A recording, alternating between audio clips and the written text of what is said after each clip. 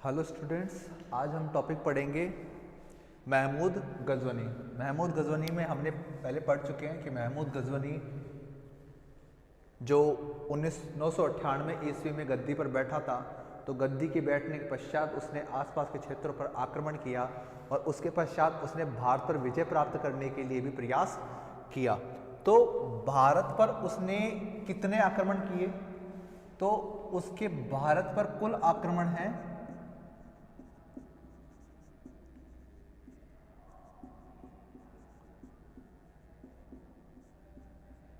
17। सभी विद्वान ये मानते हैं कि मोहम्मद गोरी ने कम से कम भारत पर 17 बार आक्रमण किया। भारत को उसने 17 बार एक तरह से कह सकते हो परेशान किया, भारत के राजाओं से युद्ध किया। तो मोहम्मद गोरी ने जो 17 बार आक्रमण किया, उनमें सभी आक्रमण इतने प्रभावशाली नहीं है जितने होने चाहिए, परंतु कुछ आक्रमण ऐसे हैं जिन्होंने भारत पर और भारत के शासकों को यानी कह सकते हो मुसीबत में लाया और यहाँ पर परेशान किया उसे। तो महमूद गजनवी द्वारा जो भारत पर आक्रमण किया गया, महमूद गजनवी ने जो भारत पर इतने युद्ध किए, उन युद्धों में कुछ युद्ध विशेष हैं जिनका प्रभाव भारत पर काफ़ी लंबे समय तक रहा। तो हम उन कुछ विशेष युद्धों की ही चर्चा यहाँ पर करेंगे। तो हम उन विशेष युद्धों की शुरुआत कब मानते हैं? जब वह पहली बार उसने आक्रमण किया 1001 ईस्वी में। 1001 ईस्वी में महमूद गजनवी ने पहली बार आक्रमण कहां किया? उसने पहली बार आक्रमण किया जयपाल पर।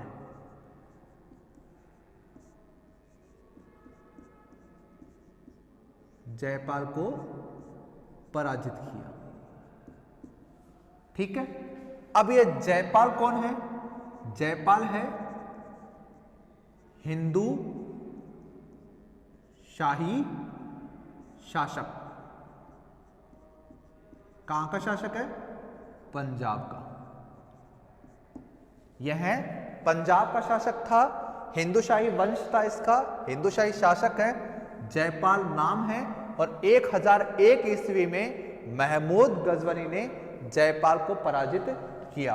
पराजित किया तो किया, परंतु इसको इतना बेइज्जत किया कि इसने क्या किया?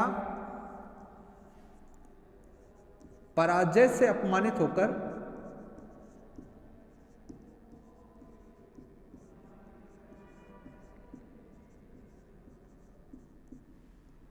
आत्महत्या कर ली।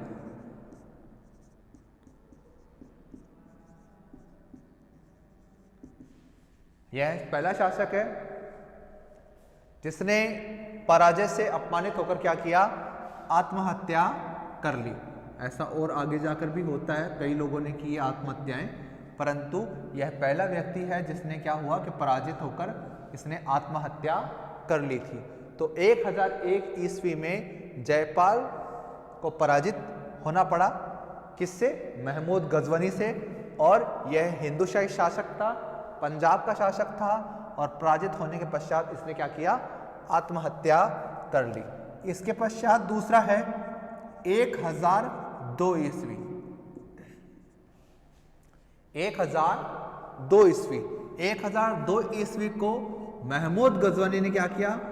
सिस्तान पर विजय प्राप्त की। सिस्तान पर विजय प्राप्त की।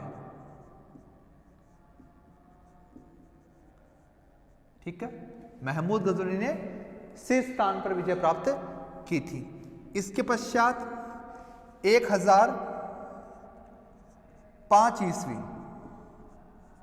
महमूद गजनवी ने मुल्तान पर विजय प्राप्त की।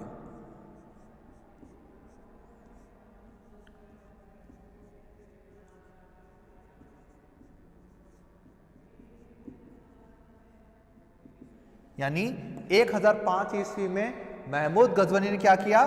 मुल्तान पर विजय प्राप्त की, मुल्तान पर युद्ध किया। अब ये जो तीनों युद्ध है ना, ये तीनों युद्ध कौन से हैं? अफगानिस्तान से नीचे और पाकिस्तान में आधा हिस्सा, यह तीनों क्षेत्रों में आता है। पाकिस्तान और पंजाब का एरिया भी आ गया, सिस्तान भी आ गया, मुल्तान भी आ गया। तो यह क्षेत्र वह इलाका है जहां पर उसने अपना यानी अपने गजनी का जो राज्य है उसका दक्षिणी हिस्सा उसने विजय प्राप्त की। इसके पश्चात उसने आक्रमण किया 1008 ईस्वी में। 1008 ईस्वी में महमूद गजवनी ने वापस आक्रमण किया पंजाब पर, और अब पंजाब का शासक कौन है? आनंदपाल को पराजित किया। अब ये बात होती है कि आनंदपाल कौन है यहां पे, ठीक है? तो यह कौन है? यह है हिंदूशाही शासक। कहां का है? पंजाब का।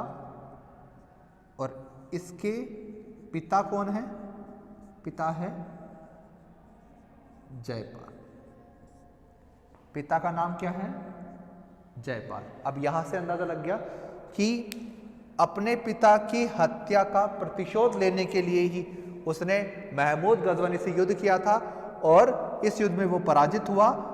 यह भी क्या है? पंजाब का शासक है, हिंदूशाही शासक है। अपने पिता की मृत्यु के पश्चात गद्दी पर बैठा था, परंतु महमूद गजवनी ने इसे पराजित कर दिया, और पराजित होने के पश्चात यह वहां से भाग गया, और ये कहां चला गया? कश्मीर। पराजय के पश्चात कश्मीर में शरण ली। ठीक है भाई, यहां पर हम ये बता रहे हैं कि पराजय होने के पश्चात इसने क्या किया? ये वहां से भाग गया और इसने कश्मीर में जाके शरण ली। उस समय कश्मीर की रानी थी रानी दीदा। रानी दीदा उस समय की कश्मीर की रानी थी। ठीक है, फिर 1008 ईस्वी में है ना, इसने कश्मीर पर आक्रमण किया।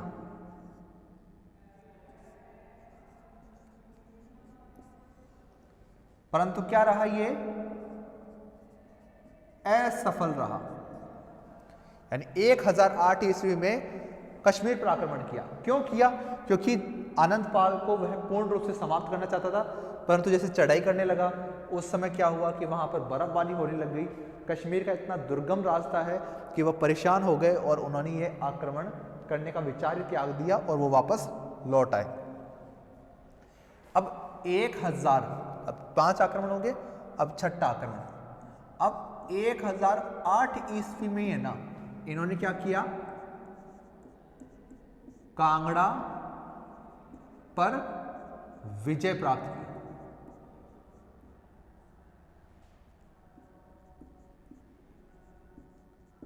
ठीक है, 1008 ईस्वी में कांगड़ा पर विजय प्राप्त की। कांगड़ा का है हिमाचल प्रदेश में। तो महमूद गजवनी ने पंजाब पर अधिकार करने के पश्चात उसने हिमाचल प्रदेश पर भी आक्रमण किया और कांगड़ा पर उसने विजय प्राप्त की।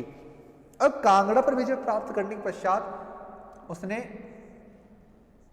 1010 ईस्वी में किस पर आक्रमण किया? उसने गौर पर विजय प्राप्त की।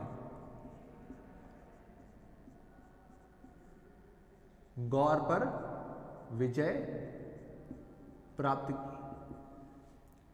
गौर कहां है? गौर गजनी का पास का ही राज्य है, जहां पर अगला हम जो शासक पढ़ेंगे मोहम्मद गोरी, वो वहीं का शासक था। तो गौर पर उसने विजय प्राप्त की थी। इसके बाद में 1011 ईस्वी में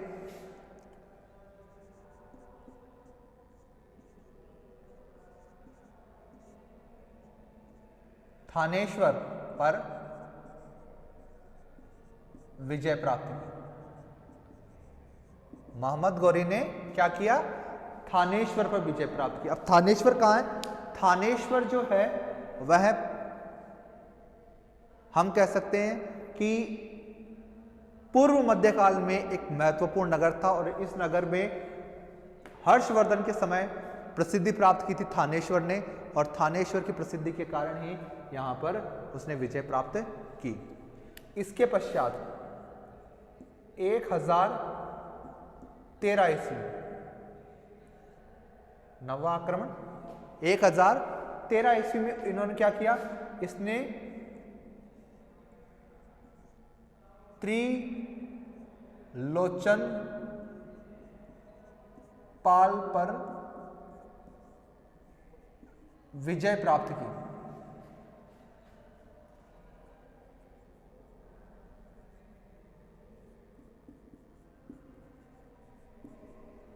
यानी 1013 ईस्वी में क्या किया, त्रिलोचन पाल पर विजय प्राप्त की। अब त्रिलोचन कौन है, हिंदू शाही शासक। कहां का है, पंजाब का। और पंजाब में इसके अब पिता का नाम क्या है, पिता का नाम है आनंद पाल।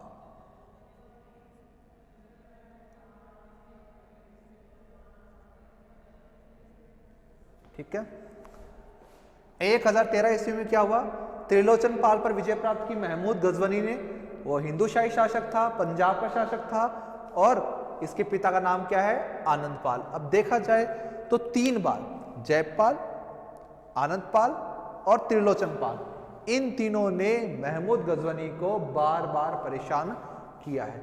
और इन तीनों लोगों ने ही किस लिए परेशान किया इनको, क्योंकि पंजाब जैसे क्षेत्र को यह जाना देना नहीं चाहते थे। पंजाब उपजाऊ भूमि है, व्यापारिक दृष्टि से भी उपयोगी था, तो इसलिए वह इसको जाने देना नहीं चाहते थे। अब यहां पर 1015 ईस्वी में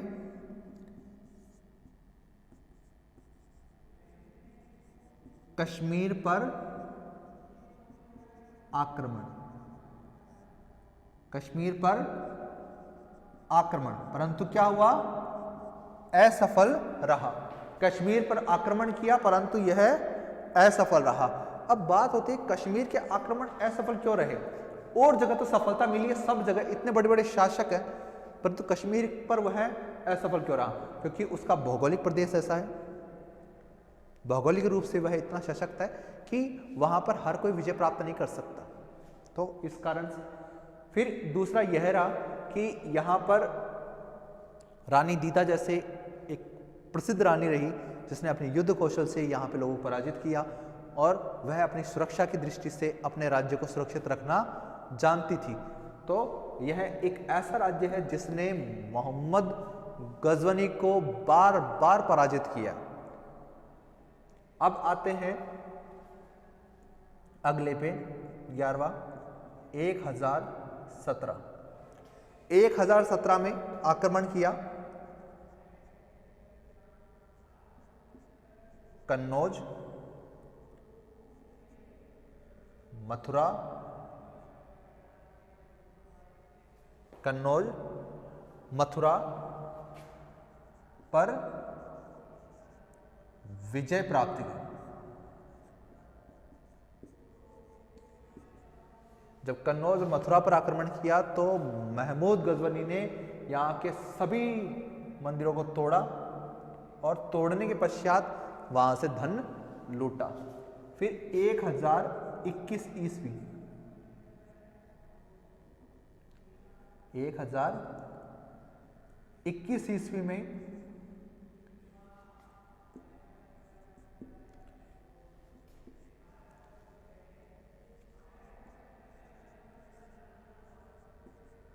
कालिंजर पर विजय प्राप्त की।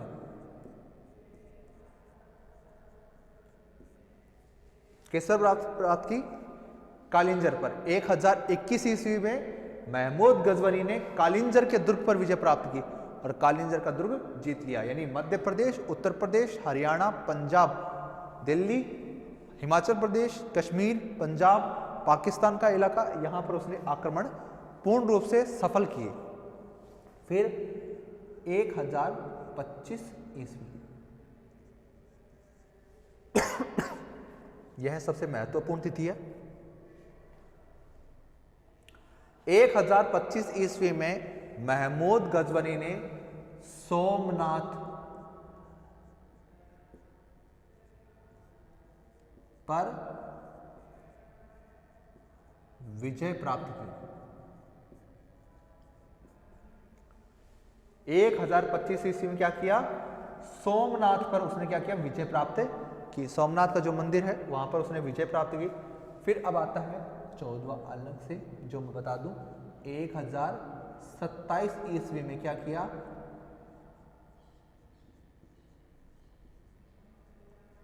खोखरों को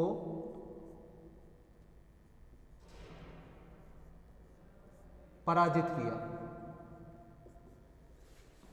1027 ईस्वी में क्या किया? खोखरों को पराजित किया। खोखर कौन है? खोखर जाट थे जो कि पाकिस्तान में रह रहे थे और मुख्य रूप से पंजाब के आसपास के क्षेत्रों में रहते, पंजाब और सिंध क्षेत्र में रहते थे, तो इनको पराजित किया। तो हम दोबारा से एक बार कर लेते हैं इसे। 1001 ईस्वी में जयपाल को पराजित किया, जो कि हिंदूशाही शासक था, पंजाब का शासक था, इसे पराजित किया। और जब ये पराजित हुआ तो इसने अपने आप को अपमानित समझा तो उसने क्या किया? आत्महत्या कर ली। 1002 ईस्वी में क्या हुआ? उसने महमूद गजवनी ने सिस्तान पर विजय प्राप्त की। पंजाब विजय के पश्चात उसने सिस्तान पर विजय प्राप्त की। सिस्तान पर विजय के पश्चात 1005 ईस्वी में मुल्तान पर विजय प्राप्त की। मुल्तान पर विजय प्राप्त करने पश्चात 1008 ईस्वी में आनंदपाल से युद्ध किया। आनंदपाल से युद्ध करने के पश्चात उसने 1008 में कश्मीर पर भी आक्रमण किया, परंतु असफल रहा। फिर इसके पश्चात 1008 ईस्वी में ही कांगड़ा पर विजय प्राप्त की। कांगड़ा जो हिमाचल प्रदेश में, वहां पर। फिर 1010 ईस्वी में गौर कहाँ है? अफगानिस्तान में है। अफगानिस्तान पर विजय प्राप्त की। फिर 1011 ईस्वी में थानेश्वर पर विजय प्राप्त की। थानेश्वर जो कहाँ है? आपके हर्षवर्धन के समय प्रचलित नगर है, और यहां पर उसने चक्रस्वामी का मंदिर तोड़ा था। चक्रस्वामी का मंदिर उसने तोड़ा था। 1013 ईस्वी उसने त्रिलोचन पाल को पराजित किया, जो हिंदूशाही शासक था। 1015 ईस्वी कश्मीर पर आक्रमण किया, कश्मीर पर उसने विजय प्राप्त करने की कोशिश की, परंतु वह असफल रहा, क्योंकि कश्मीर की भौगोलिक पृष्ठभूमि और वहां की जलवायु के कारण वह असफल रहा। 1017 ईस्वी कन्नौज और मथुरा पर विजय प्राप्त की। 1021 ईस्वी कालिंजर के दुर्ग पर विजय प्राप्त की। 1025 ईस्वी सोमनाथ को उसने लूटा, गुजरात पर विजय प्राप्त की और सोमनाथ के मंदिर को लूटा। 1027 ईस्वी खोखरों के विद्रोह का दमन किया, खोखरों पर विजय प्राप्त की। अब आता है सबसे फेमस सोमनाथ का युद्ध। तो जब सोमनाथ के लिए वह गजनी से निकला था, तो जब महमूद गजनी अपनी विशाल सेना लेकर आया, तो उसमें लगभग कहा जाता है कि 30,000 ऊंट थे। 30,000 ऊंट थे। उन 30,000 ऊंटों पर अपनी सेना और अपने युद्ध का सामान लेके आया था। 30,000 ऊंटों पे अपनी सेना के खान पान के लिए, तंबू तानने के लिए और युद्ध करने के लिए जो हथियार थे वो उसमें लेकर आया था, 30,000 ऊंटों पे। जब सोमनाथ पर विजय प्राप्त की तो उन सभी सामानों को फेंक दिया गया और 30,000 ऊंट यहां से जो धन लूटा गया उनसे भर दिए गए और फिर भी सामान बच गया। इतना अधिक धन सोमनाथ विजय से उसे मिला कि 30,000 ऊंट भी उसके कम पड़ गए। उनको भरा गया कीमती वस्त्रों से, आभूषणों से, कीमती वस्तुओं से वह भर लिए गए। और वह जब जा रहा था तो रास्ते में क्या हुआ कि खोखरों ने, जो जाट थे, उन्होंने उनको परेशान किया। जाती हुई सेना को परेशान करने से महमूद गजवनी क्या हुआ, काफी ज्यादा परेशान हो गया और खोखरों को दंडित करना चाहता था। तो पहले तो अपना सारा जो खजाना है वो लेकर गजनी चला गया और गजनी में कुछ दिन आराम करने के पश्चात उसने खोखरों को पराजित किया 1027 ईस्वी में। यह उसका अंतिम अभियान था। इसके पश्चात महमूद गजवनी की मृत्यु हो जाती है। मैं ऊपर लिख देता हूँ, इसकी मृत्यु कब हुई?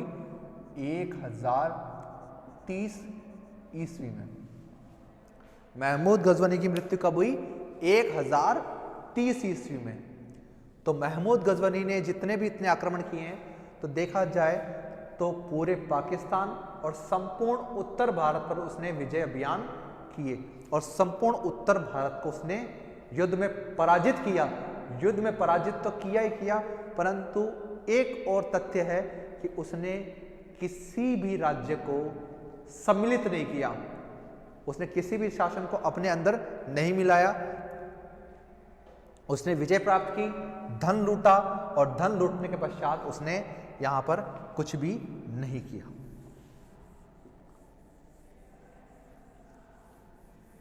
अब हम महमूद गजनवी के पश्चात अब अगला जो शासक है उसकी चर्चा कर लेते हैं, मोहम्मद गौरी।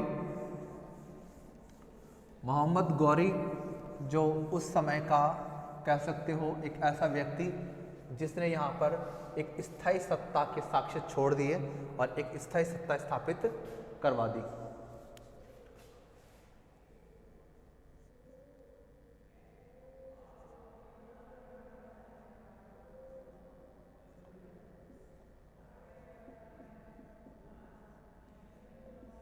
मोहम्मद गौरी, मोहम्मद गौरी जिसका नाम हम सबसे ज़्यादा पढ़ते हैं, ये गौरी जिसने भारत पर आक्रमण किया, पृथ्वीराज चौहान के कारण भी हम इसे काफ़ी कुछ जानते हैं।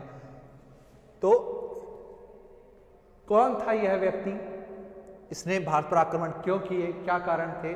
तो हम इसका बेसिक इंट्रोडक्शन पहले पढ़ते हैं कि मोहम्मद गौरी था कहां से। तो इसका मूल स्थान कौन सा था? मोहम्मद गौरी का मूल स्थान कौन सा था, यानी कहां से था ये? तो इसका मूल स्थान है गौर। अब गौर कहां है? गौर है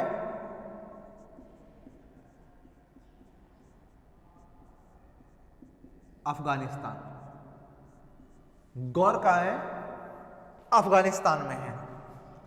तो अब हम इसका मूल स्थान पढ़ चुके हैं। तो आखिरकार ये स्वयं शासक था या स्वयं सत्ता में कब आया? तो ये गौर का शासक कब बना?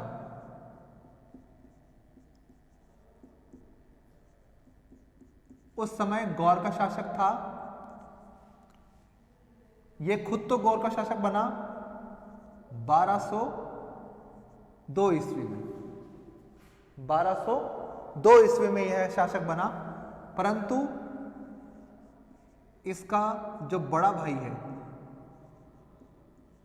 बड़ा भाई है, उसका नाम क्या था?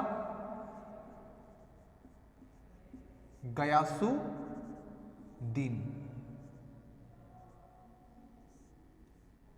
इसके बड़े भाई का नाम है गयासुद्दीन।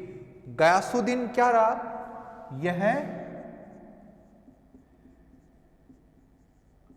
गौर का शासक था और यह गौर का शासक कब से रहा? 1173 ईस्वी से लेकर 1202 ईस्वी तक। 1173 ईस्वी से लेकर 1202 ईस्वी तक यह गौर का शासक रहा। गयासुद्दीन कौन था? मोहम्मद गौरी का बड़ा भाई था और यह गौर का शासक बना। और उसने अपने छोटे भाई को क्या किया? इसने अपने छोटे भाई को क्या किया? गजनी का सूबेदार बनाया। गजनी का सूबेदार बनाया किसे? मोहम्मद गौरी को।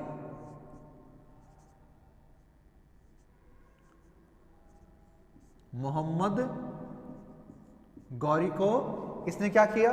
गजनी का सूबेदार बना दिया और गजनी का सूबेदार बना के रखा। जब तक ये शासक रहा तब तक मोहम्मद गौरी गजनी का सूबेदार ही रहा और जब बड़ा भाई मर गया तो उसके पश्चात यह गौर का शासक बन गया।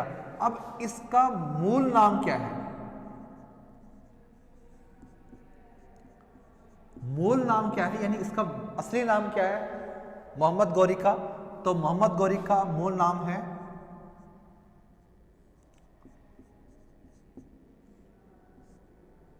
शहाबुद्दीन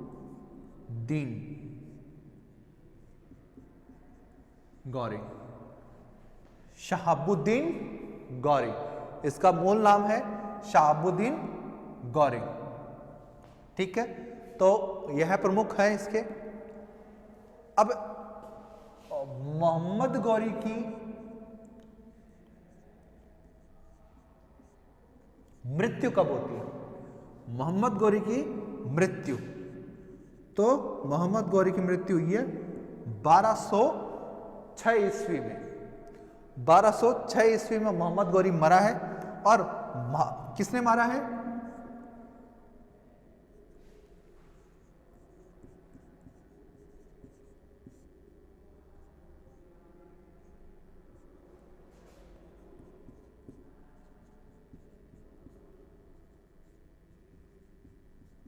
इसकी खोखर जाट द्वारा हत्या की गई।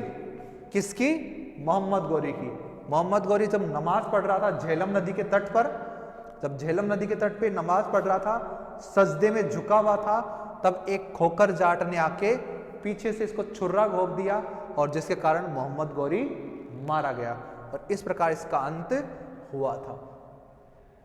अब जो मोहम्मद गौरी है, इसने भारत पर आक्रमण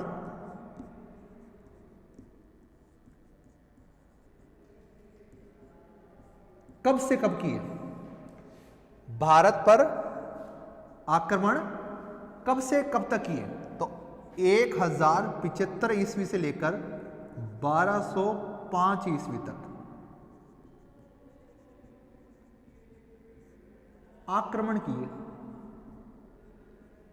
यानी 1075 ईस्वी से लेके 1205 ईस्वी तक मोहम्मद गौरी ने भारत पर आक्रमण किए। अब बात होती है कि भारत आक्रमण के कारण क्या थे? बात उठती है किसी महमूद गजवानी के कुछ कारण थे, उसी प्रकार क्या मोहम्मद गौरी ने भी भारत पर आक्रमण किसी कारण से किया है? कुछ ना कुछ कारण अवश्य रहा होगा। तो पहला कारण, गौरी की महत्वाकांक्षा। गौरी की महत्वाकांक्षा यानी वो अपने आप का रुतबा बढ़ाना चाहता था, उसकी महत्वाकांक्षा थी, इसलिए उसने ये किया। दूसरा, साम्राज्य का विस्तार, यानी अपने साम्राज्य को वो बढ़ाना चाहता था। मोहम्मद गौरी अपने साम्राज्य को बढ़ाना चाहता था, यानी गौर जो राज्य है, गौर राज्य का विस्तार, यानी जो गौर का जो राज्य है, अपने भाई का जो राज्य था उसे बढ़ाना चाहता था वो। अब जितने बड़े क्षेत्र का उसका भाई शासक होगा, उतने बड़े क्षेत्र पर उसका भी नियंत्रण होगा और आज नहीं तो कल वो खुद शासक बनेगा, तो वह अपने राज्य का विस्तार करना चाहता था। तीसरा,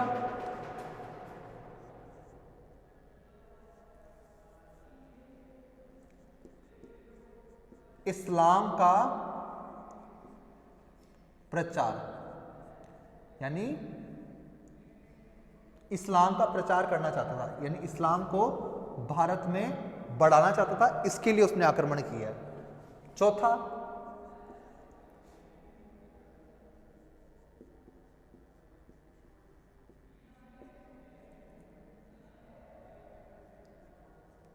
भारत को लूटना, यानी भारत से धन प्राप्त करना चाहता था, इसके लिए उसने आक्रमण किया है।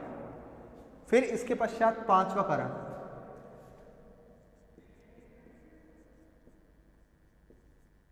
साम्राज्य की सुरक्षा।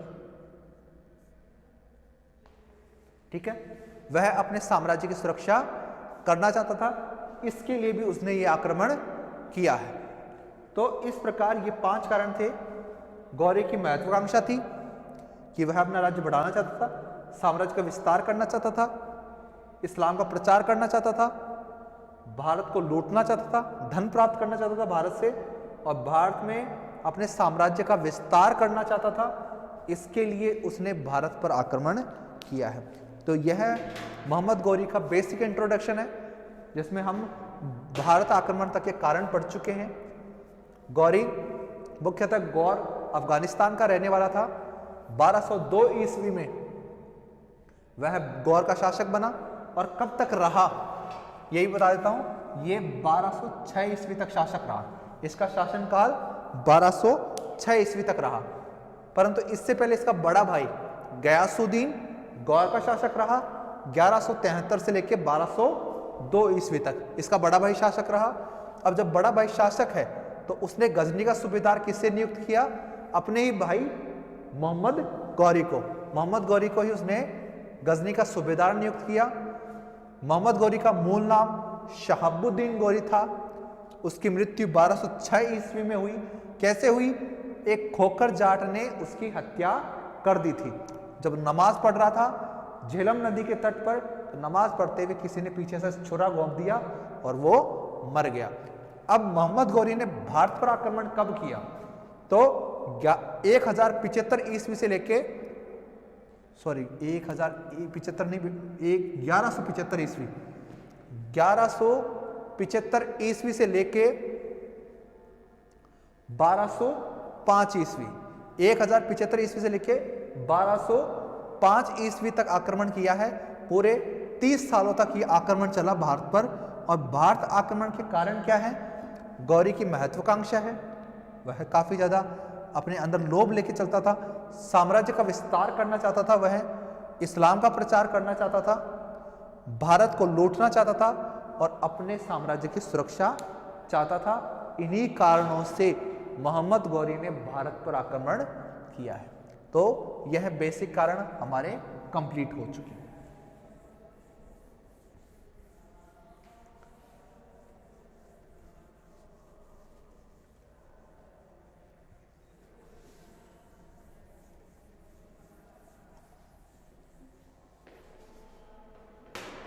अब हम इसी में कंटिन्यू रखते हैं कि आखिरकार मोहम्मद गौरी ने भारत पर कब कब आक्रमण किए, तो उनकी डेट्स क्या क्या हैं। तो पहली जो है 1175 ईस्वी, दूसरी 1178 ईस्वी, तीसरी 1191, चौथी 1192, पांचवी 1194, छठी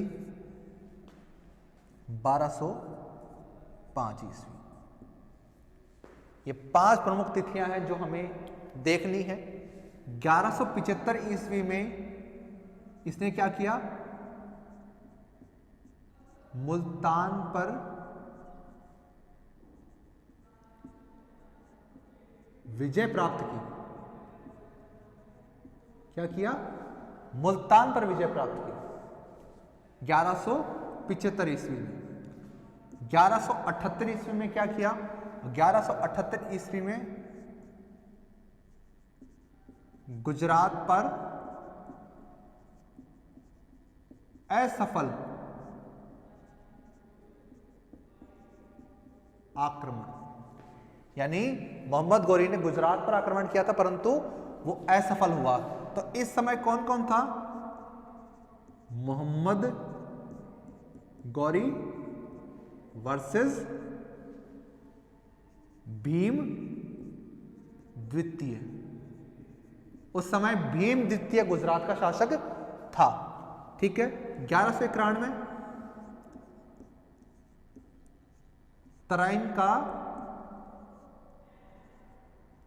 प्रथम युद्ध। तराइन का प्रथम युद्ध हुआ। तराइन का प्रथम युद्ध किस किस बीच में हुआ? मोहम्मद गौरी और पृथ्वीराज,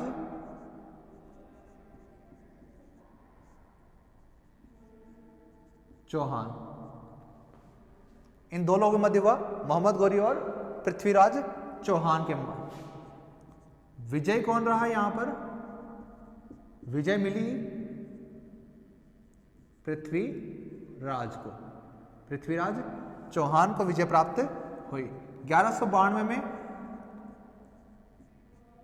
तराइन का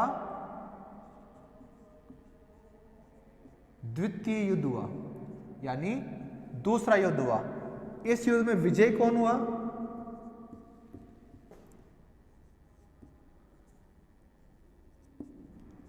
मोहम्मद गौरी।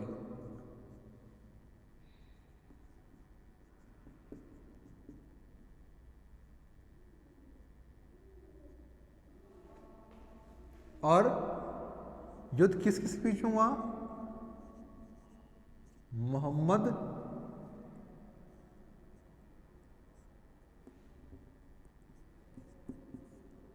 गौरी वर्सेस पृथ्वीराज चौहान। फिर 1194 में चंदावर का युद्ध हुआ।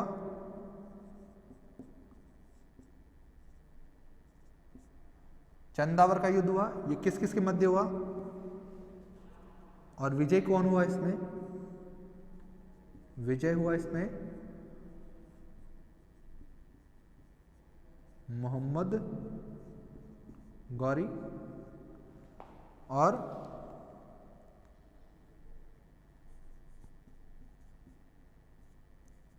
मोहम्मद गौरी व जयचंद के मध्य हुआ। यह युद्ध मोहम्मद गौरी और जयचंद के मध्य हुआ था। फिर 1205 ईस्वी में खोखरों पर विजय प्राप्त की थी इसने।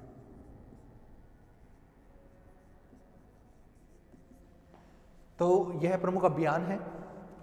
1075 ईस्वी में मोहम्मद गौरी ने मुल्तान पर विजय प्राप्त की थी। 1178 ईस्वी में गुजरात पर असफल आक्रमण किया मोहम्मद गौरी ने और वह इसमें पराजित हुआ था। 1191 ईस्वी में तराइन का प्रथम युद्ध हुआ था जिसमें पृथ्वीराज चौहान विजयी रहा। 1192 ईस्वी में तराइन का द्वितीय युद्ध हुआ जिसमें मोहम्मद गौरी विजयी रहा और 1194 ईस्वी में चंदावर का युद्ध हुआ जिसमें मोहम्मद गौरी विजयी रहा और इसके पश्चात 1205 ईस्वी में खोखरों पर विजय प्राप्त हुई। अब मैं आपको थोड़ा सा मैप बना के बता देता हूं कि आखिरकार किस प्रकार किन किन क्षेत्रों पर मोहम्मद गौरी ने विजय प्राप्त की। तो हम इसे हिमालय पर्वत मान लेते हैं, फिर इधर हम सुलेमान और किरथर पर्वतमाला मान लेते हैं।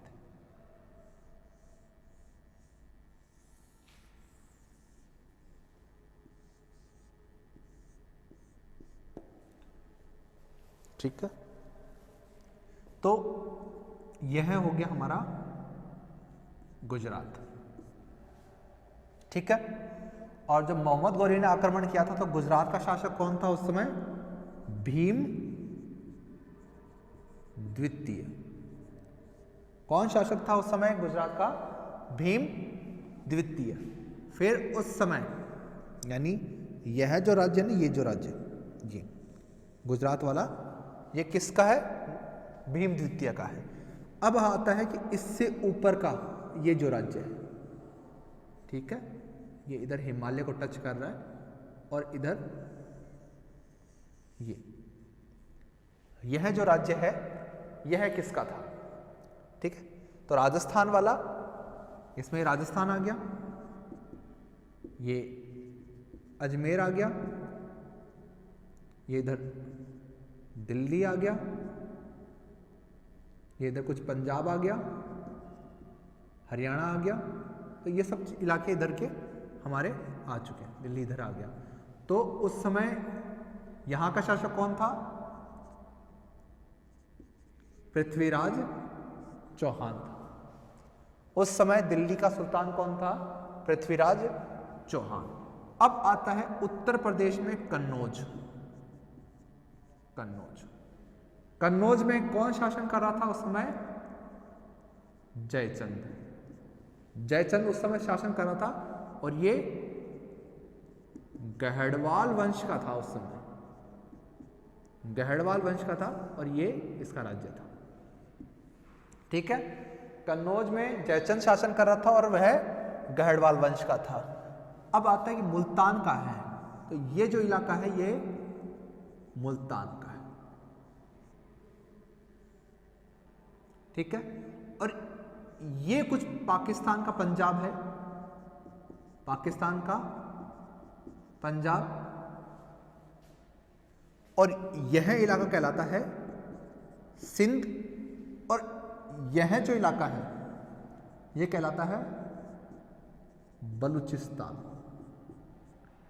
ये जैसे यहां पे लिखा नहीं है बलूचिस्तान, ये बलूचिस्तान हो गया, ये सिंध हो गया, ये पाकिस्तान का पंजाब हो गया, ये भारत का पंजाब हो गया, ये राजस्थान हो गया, गुजरात हो गया, मध्य प्रदेश हो गया, उत्तर प्रदेश हो गया, इधर हिमाचल प्रदेश, कश्मीर वगैरह ये इधर ऊपर है। अब बात होती है कि आखिरकार किस प्रकार उसने हमारे यहां आक्रमण किया। तो गजनी भी ऊपर ही है और इसी के पास में है गौर, दोनों अफगानिस्तान में है। तो गौर में उस समय शासन कर रहा था उसका बड़ा भाई गयासुद्दीन, और गजनी में कौन था? मोहम्मद गौरी। उस समय मोहम्मद गौरी उस समय शासन कर रहा था गजनी में। ठीक है, तो मोहम्मद गौरी ने सेना तैयार की और 1075 ईस्वी में उसने मुल्तान को जीत लिया और अपने राज्य में मिला लिया। ठीक है, तो 1075 ईस्वी में उसका शासन कहां तक हो गया? मुल्तान। फिर उसने कुछ छोटे मोटे युद्ध किए और पाकिस्तान के कुछ पंजाब के क्षेत्र पर भी उसने अधिकार कर लिया।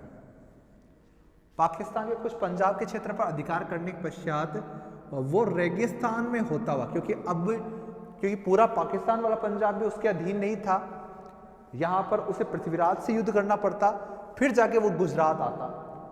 तो मोहम्मद गौरी ने क्या सोचा कि मैं रेगिस्तान के रास्ते होता हुआ और गुजरात में आ जाऊं। तो माउंट आबू जैसे पहुंचा, माउंट आबू, जब वो रेगिस्तान के रास्ते यानी मुल्तान से पंजाब, पंजाब से राजस्थान के रेगिस्तानी इलाके से होता हुआ जब माउंट आबू पहुंचा और माउंट आबू से वह पंजाब की सीमा में घुसने वाला था, तो उसने माउंट आबू में किसे पाया? भीम द्वितीय को। और भीम द्वितीय को पाया तो 1078 ईस्वी में युद्ध हुआ और इस युद्ध में भीम द्वितीय जीत गया और मोहम्मद गौरी हार गया और इसे यहां से वापस अपने राज्य लौटना पड़ा। फिर इसके पश्चात उसने पंजाब पर पूरा अधिकार किया। पंजाब पर पूर्ण अधिकार करने के पश्चात, पंजाब पर अधिकार कर लिया तो अब सीमा विवाद खड़ा हो गया पृथ्वीराज और मोहम्मद गौरी के बीच में। अब दोनों लड़ने के लिए आतुर हो गए। तब जाके तराइन का पहला युद्ध हुआ। कब हुआ? 1191 ईस्वी में पहला युद्ध हुआ और इस युद्ध में पृथ्वीराज विजयी रहा। फिर इसके पश्चात तराइन का द्वितीय युद्ध हुआ जहां पर मोहम्मद गौरी विजय हुआ। अब उसके राज्य की सीमा ऐसे बढ़ गई। अब मोहम्मद गौरी का राज्य इतना बड़ा हो गया इस प्रकार से। अब मोहम्मद गौरी इतने बड़े राज्य का राजा 1092 ईस्वी में आके इसने इतना शासन खड़ा कर लिया। 1075 ईस्वी से लेकर 1092 ईस्वी में उसने मुल्तान, पाकिस्तान के पंजाब, भारत के पंजाब, राजस्थान पे अधिकार कर लिया और फिर 1094 ईस्वी में उसने जयचंद से युद्ध किया और जयचंद से युद्ध करने के पश्चात और उसके राज्य पर भी अधिकार कर लिया। इस प्रकार 1094 ईस्वी में उसने यहाँ पर अधिकार कर लिया।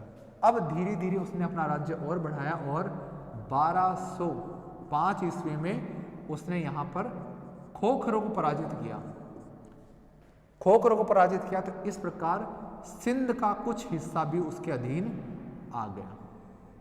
सिंध का कुछ हिस्सा अधीन आ गया तो इस प्रकार उसने 1205 ईस्वी तक आते आते खोखर, मुल्तान, पंजाब, राजस्थान, दिल्ली और उत्तर प्रदेश के क्षेत्र तक अधिकार कर लिया और इस प्रकार उसने एक विशाल साम्राज्य खड़ा कर लिया। परंतु क्या हुआ कि झेलम नदी के तट पर, झेलम नदी के तट पर अभी वर्तमान पाकिस्तान में है इसकी जगह, वहां पर क्या हुआ कि वहां पर नमाज पढ़ रहा था, तब 1206 ईस्वी में उसकी हत्या कर दी एक खोखर जाट ने और इस प्रकार मोहम्मद गौरी का अंत हो जाता है। और मोहम्मद गौरी का यह अंत नाश था जिसमें हमें यह पता चल गया कि आखिरकार मोहम्मद गौरी ने किस प्रकार विजय अभियान किए थे। तो यह हमारा मोहम्मद गौरी तक का चैप्टर कंप्लीट होता है। ठीक है, तो मोहम्मद गौरी की ये डेट्स हैं 1175 ईस्वी, 1178 ईस्वी, 1191 ईस्वी, 1192 ईस्वी, 1194 ईस्वी और 1205 ईस्वी। इस प्रकार मोहम्मद गौरी की ये विजय अभियान रहे। और इस लेक्चर में हमने मोहम्मद गौरी और महमूद गजनवी के भारत पर आक्रमण पढ़ लिए हैं। इनमें से आपने कुछ चैप्टर पिछली बार पढ़े हैं। बीए पार्ट फर्स्ट ईयर की बुक राजस्थान के इतिहास में भी कुछ ऐसी चीज़ें हैं जो इनसे जुड़ी हुई हैं, तो आपने वहाँ पर भी इस चीज़ का अध्ययन किया है और अब यहाँ पे भी आपने इस चीज़ का अध्ययन कर लिया है कि मोहम्मद गौरी, पृथ्वीराज चौहान बहुत फेमस चैप्टर हैं जिनका अध्ययन आप पहले भी कर चुके हैं और अभी भी वापस अध्ययन किया है आपने। तो ये हमारा फर्स्ट जो चैप्टर है वो कंप्लीट होता है कि भारत पर मुस्लिम आक्रमण या हम कह सकते हैं तुर्क आक्रमण या भारत पर जो मुस्लिम आक्रांताओं की शुरुआत हुई वो हमारा कंप्लीट हो चुका है। इस प्रकार से हम पढ़ चुके हैं 712 ईस्वी में जो कासिम ने आक्रमण किया था, 1001 ईस्वी से लेकर 1027 ईस्वी तक गजनवी ने जो आक्रमण किया था, फिर 1075 ईस्वी से लेकर 1205 ईस्वी तक गौरी ने जो आक्रमण किया था, ये 3 मुस्लिम आक्रमणकारी थे जो इस फर्स्ट चैप्टर में हमें पढ़ने थे, वो हमारे कंप्लीट हो गए। अब 1206 ईस्वी में गौरी की मृत्यु हो गई और यहां से अब हमारा मध्यकालीन भारत का इतिहास प्रारंभ होगा। अब यहां से हम शुरुआत करेंगे कि भारत का मध्यकालीन इतिहास क्या रहा है। अब हम यहां पर जो नेक्स्ट क्लास होगी उसके अंदर हम यही डिस्कस करेंगे कि आखिरकार 1206 ईस्वी में भारत में किस मुस्लिम सत्ता की स्थापना हुई और वहां पर शासन किस प्रकार रहा।